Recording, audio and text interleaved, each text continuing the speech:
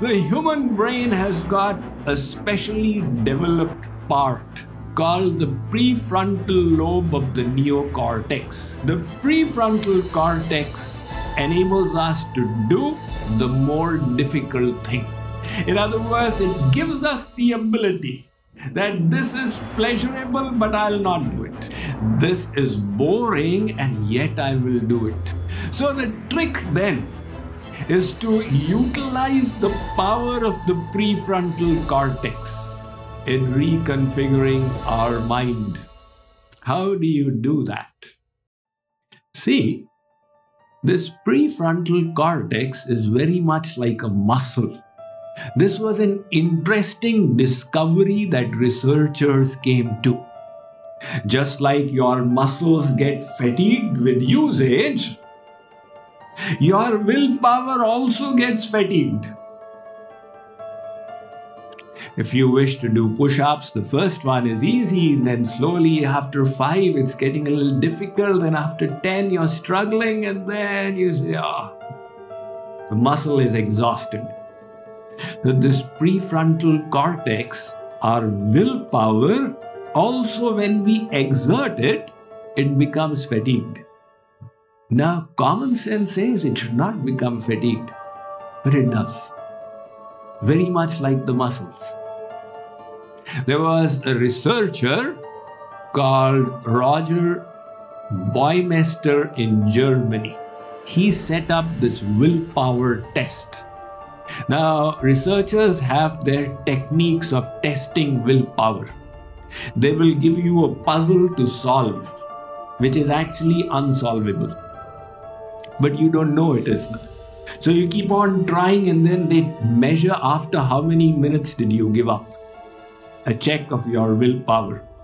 Or they'll give you the hand grip to press, so how long can you press it, etc. So this German researcher, he set up his experiment like this. Students were divided into 2 groups.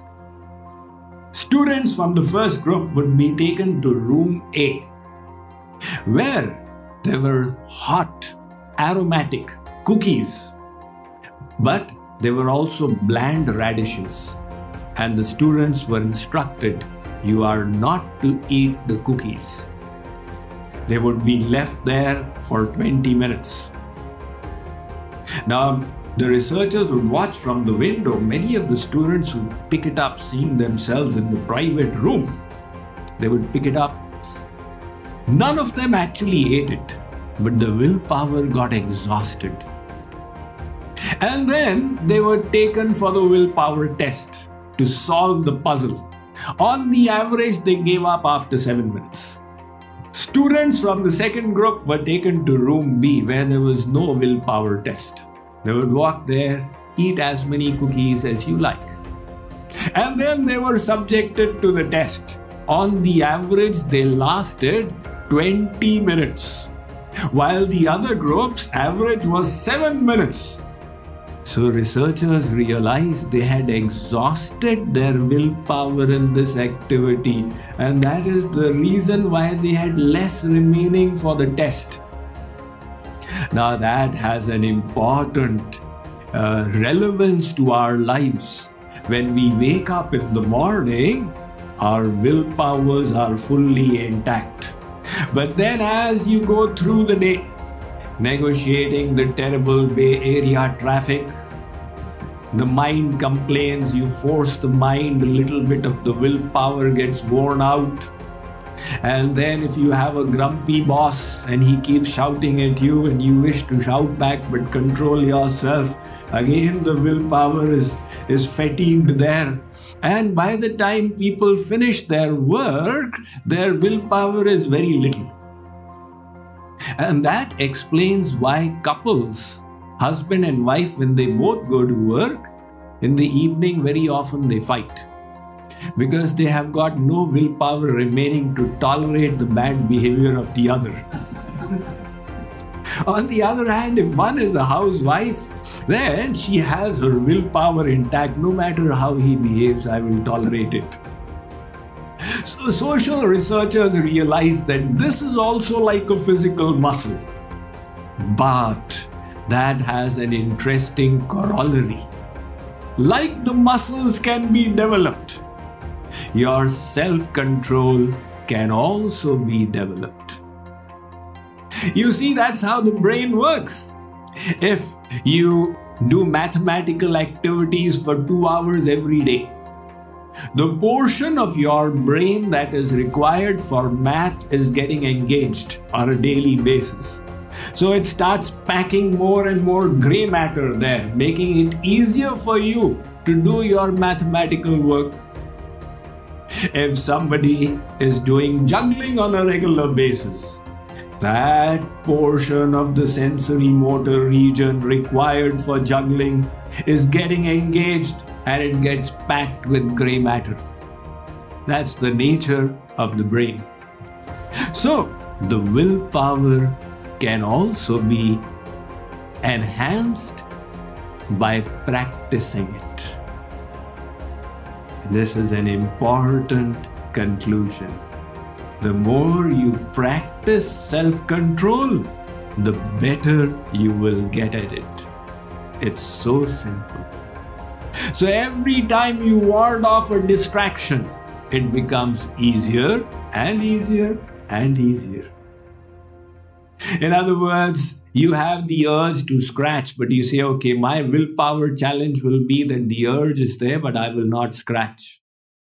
Your prefrontal cortex is becoming stronger.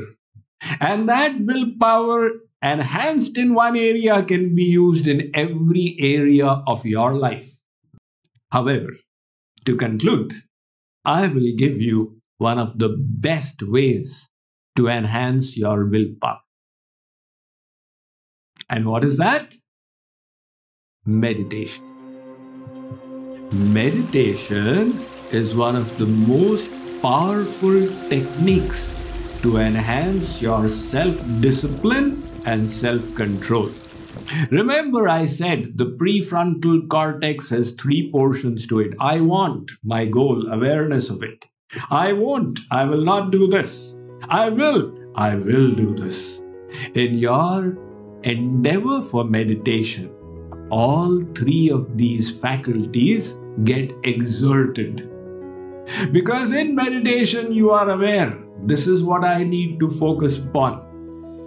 And then there is the distraction. The mind says, can I think of my child or can I think of my dog?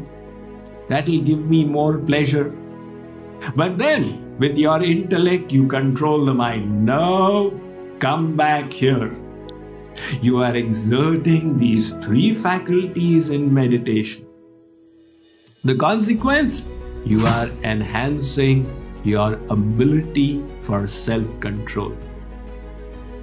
Even if your meditation is very low quality, even if the distractions are more, it really doesn't matter.